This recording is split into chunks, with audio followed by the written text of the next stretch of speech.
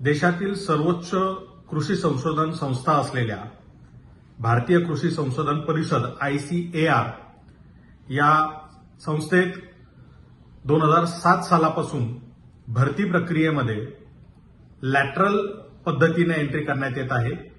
2700 पेक्षा अधिक वैज्ञानिकांची भरती या संस्थेत आतापर्यंत झालेली आहे आणि यात आरक्षणाचं तत्व हे बाजूला ठेवण्यात आलेलं आहे। आरक्षण राबवण्यात आलेलं नाही। या 2700 वैज्ञानिकांमध्ये एकही SC, ST, OBC समूहातला वैज्ञानिक नाही। 2007 साली कुठलं सरकार होतं तर काँग्रेसचं सरकार होतं।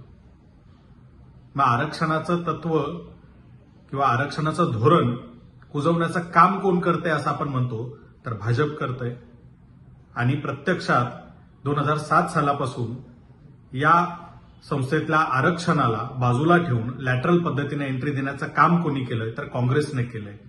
त्यामुळे आम्ही जे म्हणतो काँग्रेस म्हणजेच भाजप आणि भाजप म्हणजेच काँग्रेस ह्या एकाच नाण्याच्या दोन बाजू आहेत हे आता या उदाहरणातून सिद्ध होतंय।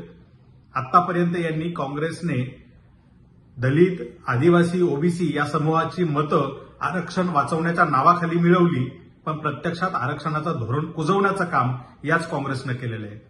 त्यामुळे किमान आता यावेळेला तरी आपण मूर्ख बनणार नाही, यांच्या फसव्या आव्हानाला बळी पडणार नाही याची काळजी घ्या आणि काँग्रेस आणि भाजप या एकाच नाण्याच्या दोन बाजू आहेत हे पक्क लक्षात ठेवा।